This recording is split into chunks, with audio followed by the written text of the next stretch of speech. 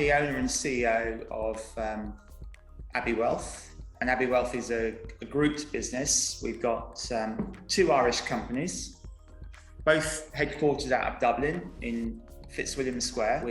We've been set up there since 2015.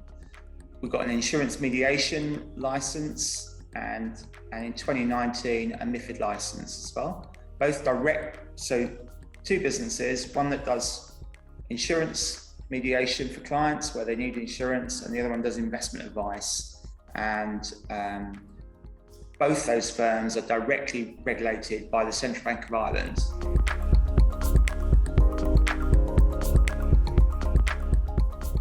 For me, I decided to set us up in Ireland. We had a look at quite a few different member states in the EU. Passporting was really important for us, but also we wanted to make sure that right at the heart of our offering, our clients are protected.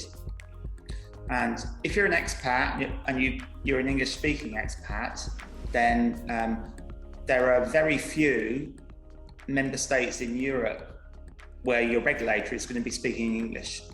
And Ireland really is if you're an English-speaking person and you have a British background or an Irish background, having a country that's based around British law and has the same sort of protections as the UK. So we've got an ombudsman here.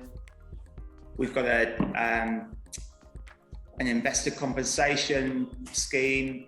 So if a company you're investing in fails, there are levels of protection for that. It's a really strong framework for customers, and I think that has to be at the heart of a proposition for financial advice.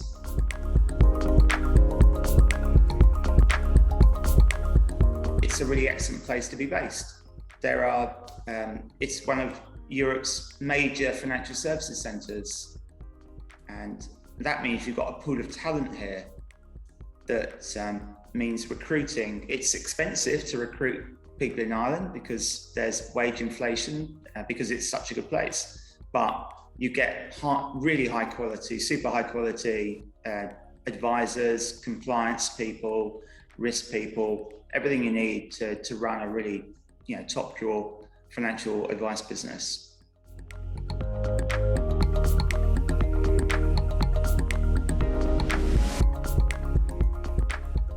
Yeah, well, that was a bit of luck. I woke up on the 24th of June 2016, having cast my vote, and I personally was really quite shocked that our country had decided to leave the EU. And but I suddenly realised that we were actually in a pretty good place as a business. I lived in the EU back then, and I knew that we got lucky with where we'd set up because we had the ability to passport post-Brexit.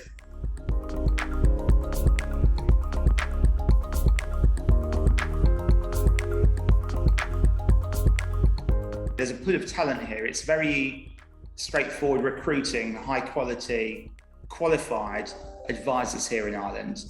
The regulatory framework is very strong. So you can look at your business and make investments for the long term into your business because you know that the regulator has given great deal of thought to how they want the market to work. And then Ireland's part of the EU, it's a member state, so we can passport from here into every other member state, and we can, we have to go through a process, but we can open branches in other member states. So we've got a branch of our insurance mediation directive company in Spain, and we're working through opening a branch of our MiFID company too. So you can set up in other countries, but be dealing with one regulator rather than having to deal with different regulators in different countries. And it's single currency. People can travel easily around, to different places, visiting clients and so on.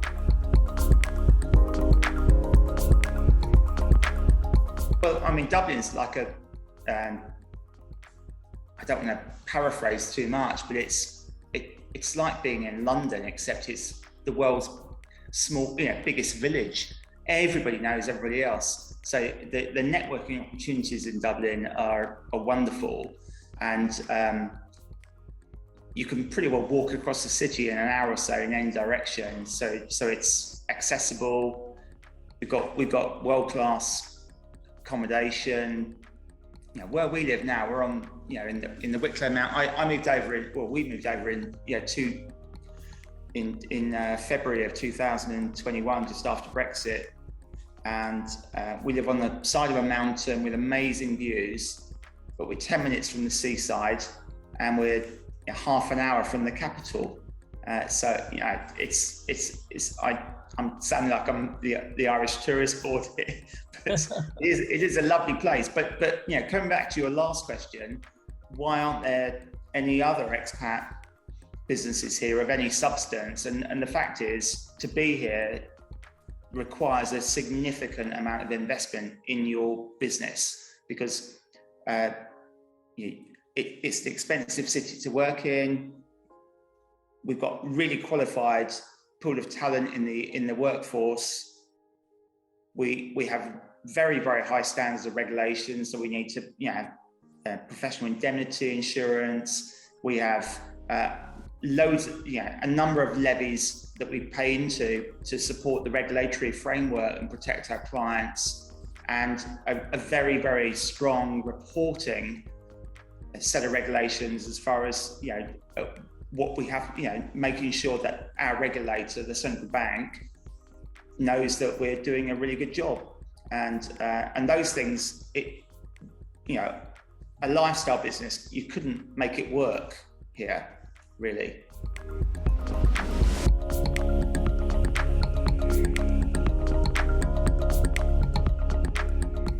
I worked for Abbey for 7 years before we did the transaction and the management buyout, and so I really knew the Abbey business very well. And the other two shareholders that I bought out had set up the company, done a very strong role in establishing Abbey, and they were ready to go on and do other things, and I wanted to take Abbey forward, and a lot of that was about a real focus on the EU, and also looking after our clients who aren't in the EU, and making sure they've got the most fantastic service that we can offer them as well. I think there's things are very, very unpredictable at the moment, Gary, in terms of the markets, and I think you need to be a very financially strong firm with capability to move in different directions going forward, and we are just that. We have a remote advising model, so most of our clients get their advice through Teams, Zoom, and telephone, and we've been using those technologies, if you can call a telephone a technology. We've been using those technologies for 10, 15 years. So we're really good at engaging with customers when you're not sitting actually facing them. So I think our opportunity is to keep going in that direction. I know there are lots of firms have started to move to a remote model post-COVID or during COVID because there was no option. But we're in a really good place with being an established firm that works in that way. And I think the biggest opportunity is to get more established with our customers, to become stronger financial planning businesses compared to being investment management businesses. So looking at a client's whole, their hopes and dreams, their objectives, and helping them to structure those in a way that can be that can look after their generation, but also then cascade through and make sure that their children, their grandchildren are being looked after as well. Generational planning.